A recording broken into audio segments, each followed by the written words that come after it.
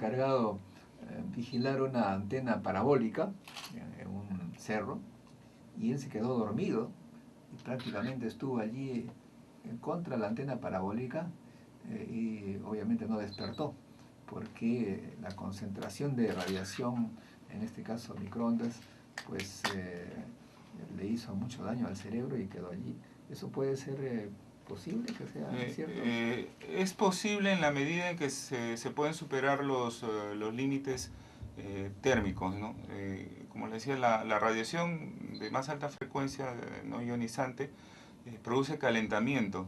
Entonces, si ese calentamiento llega a más de 1 grado centígrado, ya es una situación patológica. Entonces se va a producir diferentes efectos, ¿no?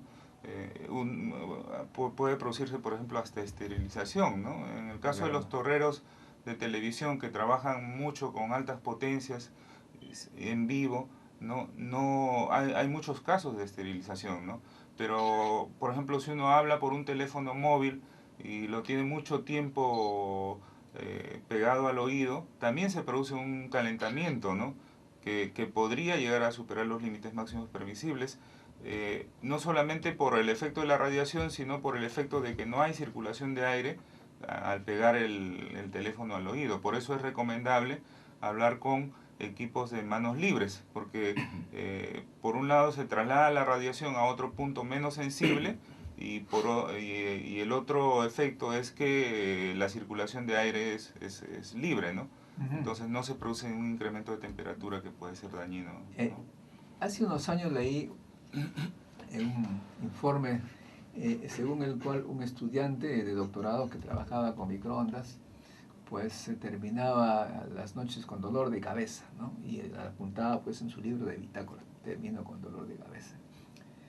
Y esto significó para un científico que investigaba cómo espantar a las aves que se cruzaban con los aviones en el momento del despegue, para idear justamente ese sistema, lanzar ondas electromagnéticas, microondas, contra un árbol con pajaritos, y cuando eso ocurrió los pajaritos volaron y se inventó ese sistema de poner en el avión un sistema de microondas, de manera que cuando despegaba lanzaba esa radiación y los pajaritos que estaban en el trayecto se iban. Esto significaría que si seguimos su razonamiento, que la microonda le elevaban el cerebro al pequeño pajarito y eso para ellos muy sensible, pues los espantaba, ¿no? Lo que pasa es que el cuerpo humano es diferente, por ejemplo, al cuerpo de ciertos animales. En ciertos animales hay lo que se llaman elementos magnéticos, ¿no? Entonces, ferromagnéticos, y esto hace que se produzca un incremento de temperatura más que en un ser humano. En un ser humano, por ejemplo, se incide las radiaciones no ionizantes, van a producir un incremento, pero no va a ser tan grande como en el caso de los animales que tienen elementos ferromagnéticos, ¿no?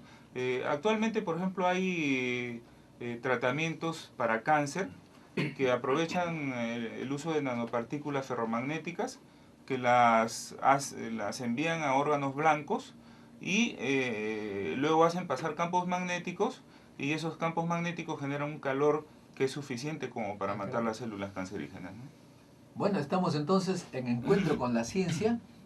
Pueden ustedes hacer su consulta al 225-3344 o al 224-2363. Nos están haciendo señales que debemos hacer una pausa. En el siguiente bloque hablaremos con Mario Mayopoma, que nos va a explicar el tema un poco más peligroso, el tema de las radiaciones ionizantes. En unos momentos estamos con ustedes. Muchas gracias, amigos, por seguir con nosotros en Encuentro con la Ciencia. Estamos conversando con Víctor Cruz del INICTEL y con Mario Mayopoma del IPEN. Le íbamos a preguntar a Mario sobre las radiaciones ionizantes, que son mucho más peligrosas. ¿Dónde se encuentran las radiaciones ionizantes, Mario, en la vida diaria? Bueno, en primer lugar... Para un peruano normal, ¿no es cierto?, como el que habla. Buenos días. En primer lugar, doctor, agradecerle por la invitación. En realidad, las radiaciones ionizantes pueden ser partículas u ondas electromagnéticas. Hoy día estamos hablando específicamente de las ondas electromagnéticas, pero permítame clarificar que tanto lo que se llama también radiación alfa, beta y neutrones son radiaciones ionizantes porque son de alta energía. Esas radiaciones, digamos que afectan no tanto a las personas normales como nosotros, porque ya son más profesionales, ¿no? Nosotros estamos viendo las aplicaciones en general y dentro de ello justamente las radiaciones ionizantes tienen múltiples aplicaciones y específicamente en el caso de las ondas electromagnéticas de alta energía, como podemos identificar en el caso de los rayos X, por ejemplo. ¿Quién no ha hecho uso de los rayos X? Según las estadísticas, aproximadamente al año se hacen del orden de 2 billones de exámenes de rayos X. Entonces, hay que aclarar, Mario, porque siempre me preocupa con esto de los billones. Estás hablando tú de millones. 2.000 millones de exámenes de rayos X, pero ya ve usted la cantidad y la magnitud es bastante grande a nivel mundial. Y entonces lo que resulta es que en las aplicaciones de los rayos X específicamente, si bien es cierto la dosis en promedio, o sea la cantidad de radiación que se utiliza son pequeñas, pero sin embargo esa cantidad pequeña multiplica usted por el número de personas que hacen uso de este tipo de exámenes, entonces el riesgo correspondiente aumenta en forma significativa. De allí que el mayor riesgo del uso de las radiaciones ionizantes, curiosamente, se encuentra justamente en una actividad donde relativamente las dosis son pequeñas, sin embargo, multiplicado por el número de personas, resulta que el riesgo se incrementa en forma sustantiva. Para decirlo en forma sencilla, no hay actividad que no genere un riesgo. Usted lo ha dicho muy bien a la hora de la introducción, pero ese riesgo debe ser aceptable según la reglamentación y norma que existe. En nuestro país se viene utilizando las radiaciones ionizantes hace más de 50 años, pero en el año 2003 marca un hito en nuestra historia. ¿Por qué? Porque se da la ley 28028, un dispositivo legal con el nivel jerárquico de ley que regula el uso seguro de las radiaciones ionizantes. Allí se establecen claramente cuáles son las obligaciones que deben cumplir toda aquella persona o entidad que hace uso de este tipo de radiaciones.